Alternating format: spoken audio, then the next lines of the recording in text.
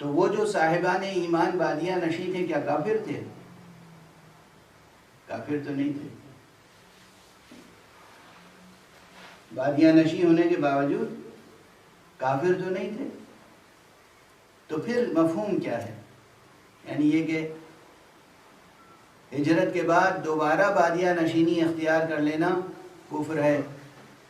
اب یہاں فقہی اسلوب میں گفتگو کی جائے تو بہت طویل ہے اور غالباً متحمل نہیں ہے یہ وقت اور یہ مختصر سا مجمع. اب یہاں پر میں عرض کروں کہ مقصد اصلی صرف یہ نہیں ہے کہ آپ گاؤں میں رہیں، دیہات میں رہیں، بدبیانہ زندگی بسر کریں یا شہر میں آ جائیں، شہری تمدن کو اختیار کریں. یہ مقصد نہیں ہے. ان لفظوں کے پیچھے مفہوم بڑا ہے.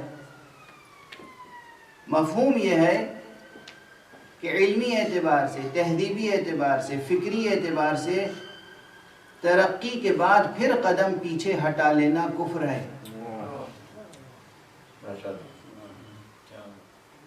ارتقائی قدم اٹھا لینے کے بعد پھر پلٹ کے پہلی منزل تک آ جانا کفران نعمت ہے. اور اس مفہوم کو اگر اور واضح کروں تو پھر یہ عرض کروں کہ طویل بحث ہے لیکن اسے سمیٹ کر عرض کر رہا ہوں کہ یہاں پر اتنی بلندی تک گفتگو پہنچ گئی ہے احادیث کی روشنی میں، تعلیمات آل محمد کی روشنی میں، کہ ہجرت سے مراد صرف مکانی ہجرتیں نہیں ہیں، ایک شہر سے دوسرے شہر چلے جانا، ایک ملک سے دوسرے ملک چلے جانا، جہل کو چھوڑ کر علم کی طرف آ جانا ہجرت ہے. کفر کو چھوڑ کر ایمان کی طرف آ جانا ہجرت ہے. پست اقدار کو چھوڑ کر بلند اقدار کو اختیار کر لینا ہجرت ہے. بد اخلاقی کو چھوڑ کر خوش اخلاقی اختیار کر لینا ہجرت ہے. یعنی ہجرت ایک زمین کا چھوڑ کر دوسری زمین پر پہنچ جانا ہجرت نہیں ہے، بلکہ ایک پست تر سطح وجود کو چھوڑ کر بلند تر سطح وجود تک پہنچنا ہجرت ہے. ایک صلوات پڑھ دیجئے محمد. اللہم صلی علی محمد. اب ہجرت کا مفہوم واضح ہوا کہ ہجرت سے مراد کیا ہے، سبحان اللہ، کس چیز کو چھوڑنا ہے اور کس چیز کو اختیار کرنا ہے. اب یہ ہمارے بزرگوں کے محاورے ہیں. حوزہ علمیہ میں، مدارس میں جب کوئی طالب علم آتا تھا تو پوچھتے تھے کہ تم نے کب ہجرت کی بھائی، تم نے کب ہجرت کی، متى ہاجرت. اگر اس کے بارے میں کسی اور سے پوچھ رہے ہیں، یعنی جو استاد ہے، مسئول ہے، وہ پوچھ رہا ہے کہ یہ جن صاحب کو تم لائے ہو، تعارف کرا رہے ہو کہ یہ طالب علم ہیں، تو یہ بتاؤ متى ہاجر، انہوں نے ہجرت کب کی، یعنی کب علم کی طلب پیدا ہوئی، طلبگی کب اختیار کی، کب یہ طالب علم بنے. جس وقت یہ طالب علم بنے، جب طلبگی اختیار کی، جب انہوں نے پورے وجود کے ساتھ یہ فیصلہ کیا کہ اب ہمیں علم حاصل کرنا ہے، وہ لمحہ ہے لمحہ ہجرت. اس وقت یہ مہاجر ہو گئے. اب اگر کوئی شخص طلب علم کی راہ چھوڑ کر پھر طلب دنیا میں مشغول ہو جائے تو یہ ایسے ہی ہے جیسے کوئی ایمان چھوڑ کر پھر کافر ہو جائے. کیا ذوق ہے، کس بلندی ذوق کی طرف توجہ دلائی جا رہی ہے. مذاق طبیعت کتنا بلند ہونا چاہیے، ذوق طبیعت کتنا بلند ہونا چاہیے کہ اگر طلب علم کی طرف آئے ہیں تو یہ ہجرت، اور طلب علم کو ترک کر دیا تو گویا تعرب ہے، یعنی پھر بادیہ نشین ہو گئے، یعنی پھر کفر کی طرف پلٹ گئے. اور ہمارے یہاں اگر یہ مفہوم واضح ہو جائے کہ علم کو چھوڑ، جہل کو چھوڑ کر علم کی طرف آنا ہجرت ہے، کفر کو چھوڑ کر ایمان کی طرف آنا ہجرت ہے،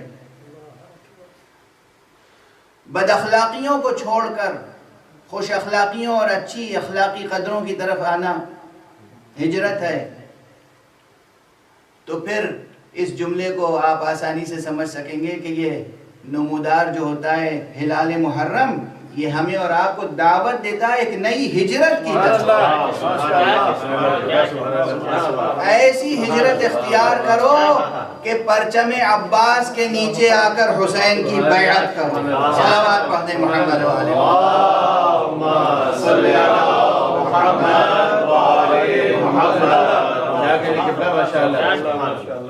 آپ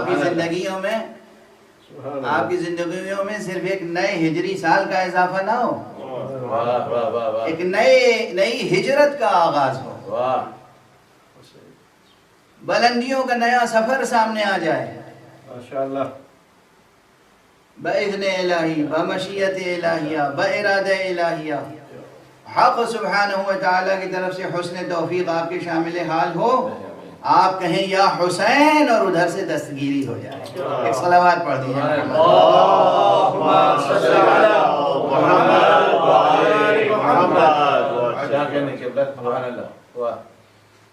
تو بس یہ ذہن عالی میں رہے، اور یہ تو مقام شکر ہے کہ یہ ہر سال ہمارا ہجری سال جو ہے وہ یہ ان 10 دنوں سے اس کا آغاز اس طرح سے ہوتا ہے کہ ہمارے پورے وجود پر، تمام آفاق وجود پر ذکر و غم حضرت سید الشہداء چھا جاتا ہے۔ لیکن یہ شب و روز کوئی معمولی شب و روز نہیں ہے، میں توجہ دلا رہا ہوں، صرف کوئی نئی بات نہیں کہہ رہا ہوں۔ یہ محرم کے 10 روز، یہ شب و روز وہ ہیں جن کی حق سبحانہ و تعالیٰ نے قرآن مجید میں قسم کھائی ہے۔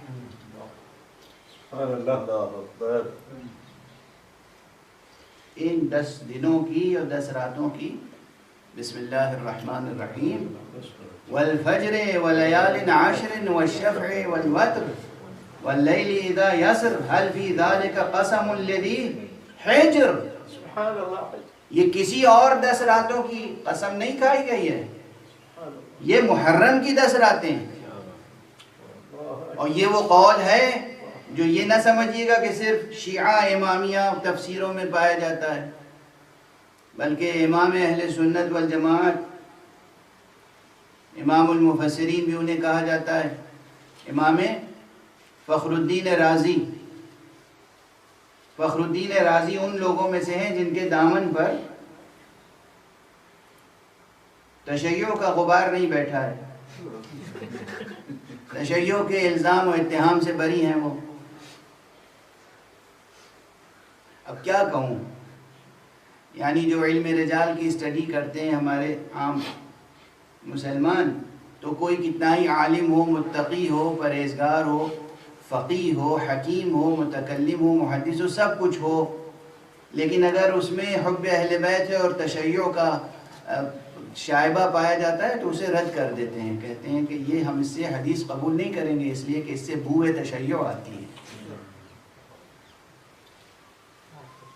تو امام فخر الدین رازی پر ایسا کوئی الزام یا اتہام نہیں ہے۔ انہوں نے اپنی تفسیر میں چند اقوال لکھے ہیں، جس میں دوسرا قول یہ ہے کہ یہ والفجر ولیال عشر سے مراد محرم کے ابتدا کے روز و شب ہیں، یہ ایام ہیں۔ تو اگر یہ قول ایسا ہوتا کہ جو قابل اعتبار نہ ہوتا تو یقیناً وہ اس کا ذکر نہ فرماتے۔ اور میں یہ سمجھتا ہوں، میرے نزدیک اس فقیر کا، اس عاجز کا مطالعہ جہاں تک بھی ہے، وجدانی اعتبار سے اور ظاہری اعتبار تک، مجھے یقین ہے کہ یہاں جو قسمیں کھائی ہیں حق سبحانہ و تعالیٰ نے، وہ کسی اور شب و روز کی قسم نہیں کھائی ہے۔ یہ محرم کے دن ہیں، یہ محرم کی راتیں ہیں، یہ 10 راتیں، والفجر ولیال عشر، یہ 10 راتیں وہ ہیں۔ اگر ان 10 راتوں کو نور اشک حسینی سے دھو لیا آپ نے تو آپ کی دنیا بھی سنور جائے گی، آخرت بھی روشن۔